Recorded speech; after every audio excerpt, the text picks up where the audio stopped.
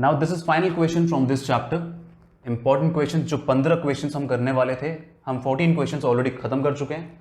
And ये जो last question है वो हमारा है अपस्ट्रीम एंड डाउनस्ट्रीम के कंडीशन पे. Okay, this is what you are learning for the first time in class 10th. Okay, so you should know what is the meaning of upstream and downstream. ये mostly तब बोला जाता है जब हम किसी बोट की बात करते हैं जो पानी में जा रहा हो.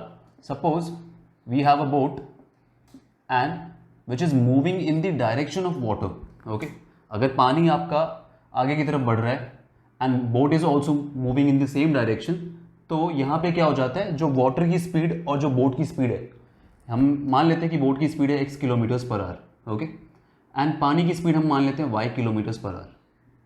Now one thing that you have to keep in mind is x will always be more than y. जो बोट की स्पीड है वो हमेशा वाटर की स्पीड से ज़्यादा होगी.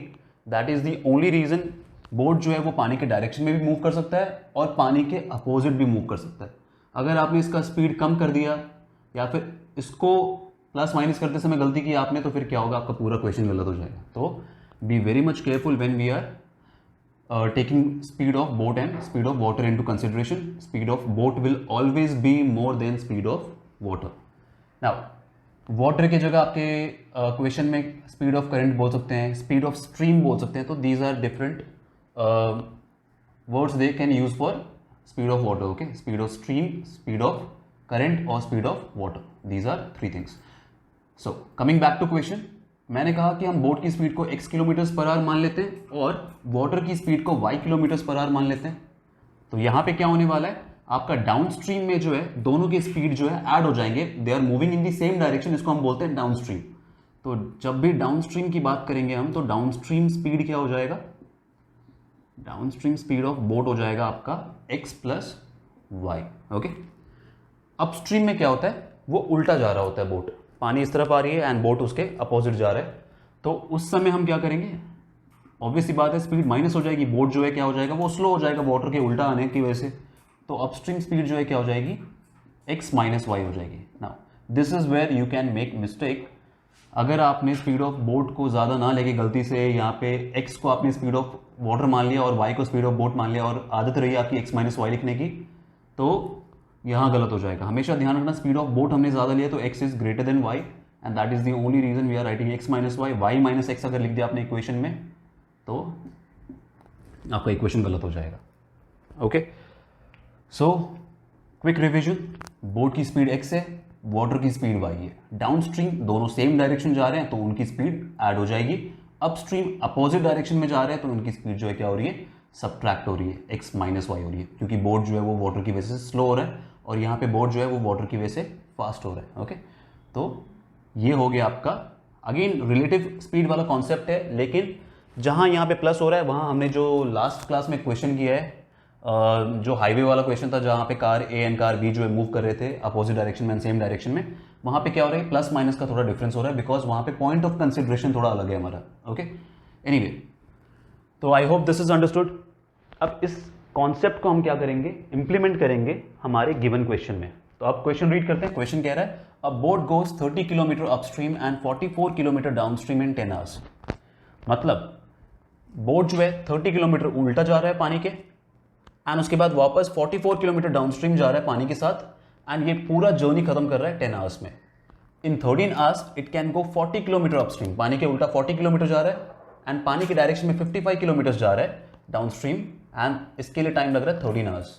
Determine the speed of the stream and that of the boat in still water. आपको स्ट्रीम का स्पीड मतलब पानी का स्पीड बताना है कितना है and boat in still water मतलब क्या होता है, खाली अकेले बोट का स्पीड कितना है वो बताना है आपको. तो यहाँ पे बाकी सारी चीज़ें तो हमारी सेम ही है. हमने मान लिया स्पीड ऑफ बोट क्या है, x kilometres per our. Speed of water क्या है या फिर स्पीड ऑफ स्ट्रीम क्या है, y kilometres per our. Down stream speed हो जाएगा इतना, अपस्ट्रीम का स्पीड हो गया इतना. ये सारी चीज़ें कभी चेंज नहीं होने वाली, एज इट इज़ रहेगा. कंडीशन 1 पे आते हैं हम. कंडीशन 1 क्या है, हमारा टोटल टाइम टेकन क्या है, और total time taken is time upstream plus time downstream. जो टोटल टाइम है वो टाइम है किसका, कि अपस्ट्रीम जाने में कितना टाइम लग रहा है और डाउनस्ट्रीम जाने में टाइम कितना लग रहा है. Now we know that speed is distance by time. Speed होता है आपका डिस्टेंस अपॉन टाइम, तो उस हिसाब से टाइम क्या हो जाएगा, डिस्टेंस बाय स्पीड. डिस्टेंस हमें गिवन है, अपस्ट्रीम कितना जा रहा है 30 किलोमीटर, तो दिस इज 30 बाई कितने स्पीड से, अपस्ट्रीम का स्पीड क्या है x minus y, okay. Downstream कितना जा रहा है 44 किलोमीटर, तो डिस्टेंस बाई स्पीड कितना है, डाउनस्ट्रीम का स्पीड है x plus y. Total time कितना लगा है इसको, यहाँ पे टोटल टाइम लग रहा है 10 आवर्स, तो ये हो गया हमारा पहला equation, okay. This is my first equation.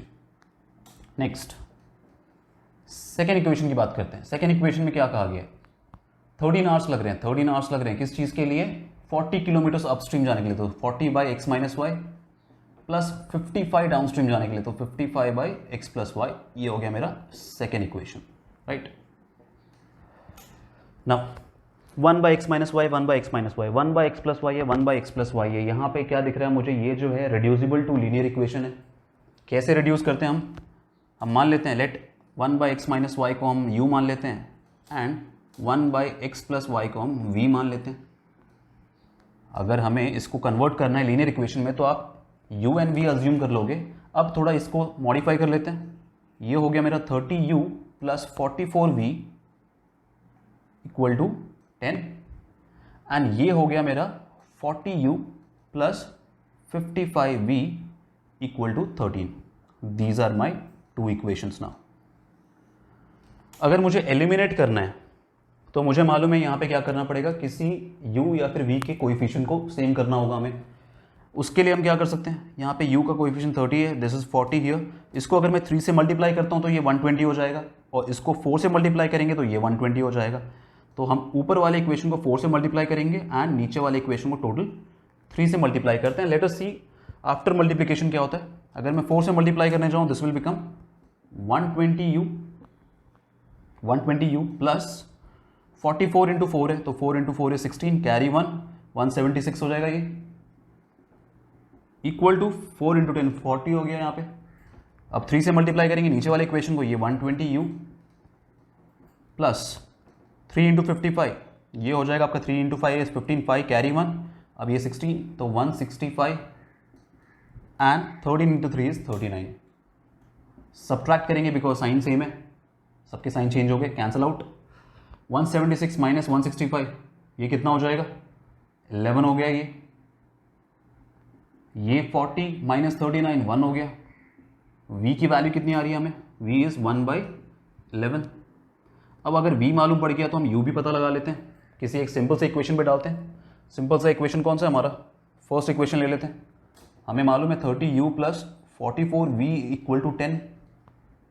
30u plus 44v है 1/11, ये कैंसिल होके 4 टाइम्स कैंसिल हो रहा है, तो ये हो गया 30u इक्वल टू 10, 4 उधर जाके माइनस कर देते हैं। 30u इक्वल टू 10 माइनस 4 हो गया 6, u हो गया आपका 6/30 जो कि क्या होता है 1/5। v हमें आ चुका है 1/11 एंड u हमें आ चुका है 1/5। ना हमें u एंड v से मतलब नहीं है, हमें क्या चाहिए x एंड y की वैल्यू चाहिए। हमें स्पीड ऑफ बोट पता लगाना है एंड स्पीड ऑफ वाटर पता लगाना है। तो नेक्स्ट प्रोसेस में हम क्या करेंगे, v जो कि 1/11 है, हमें मालूम है v क्या है हमारा 1/x plus y, so 1/x plus y equal to 1/11। This implies x plus y equal to 11। Okay fine. Next हमें क्या आया हुआ था, u इज 1/5, u हमारा क्या है 1/x माइनस वाई। तो यहाँ से मुझे मालूम पड़ गया कि x माइनस वाई क्या है 5 है। क्रॉस मल्टीप्लाई करके आपको x प्लस वाई 11 आ रहा है, x माइनस वाई जो है 5 आ रहा है। Now we have to solve these two equation. Equation के बाद वापस इक्वेशन सॉल्व करना है and then we will get यार फाइनल आंसर क्या है हमारा। x प्लस वाई अगर मैं 11 रखता हूँ और x माइनस वाई मैं 5 रखता हूँ, डायरेक्ट एलिमिनेशन है, ये y कैंसिल हो जाएगा ऐड करते ही। ये हो गया आपका 2x और ये 11 प्लस 5 हो गया 16। x की वैल्यू आ गई हमें 8। ओके, x की वैल्यू 8 आ रही है। x की वैल्यू अगर 8 यहाँ पुट करते हैं तो 8 माइनस वाई इक्वल टू 5 हो जाएगा। y की वैल्यू हो जाएगी 8 माइनस 5, y की वैल्यू आ गई 3।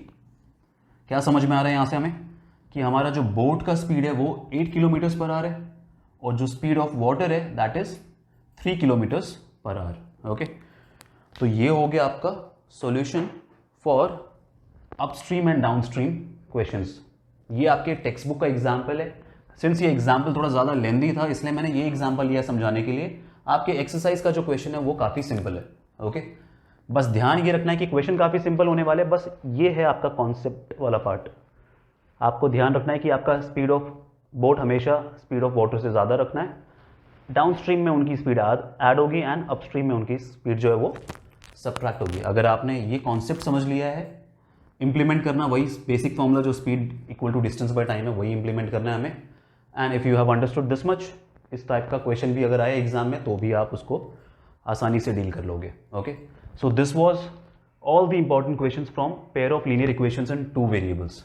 यहाँ पे हमारा ये चैप्टर खत्म हो गया है। नेक्स्ट क्लास में हम क्या करेंगे, जो हमारा यूनिट अलजेब्रा का थर्ड चैप्टर है which is quadratic equations, that we will take on. Concepts करेंगे, इंपॉर्टेंट क्वेश्चंस करेंगे like always. Okay, so practice now questions which are relevant to this topic also. Okay, सारे questions practice करो।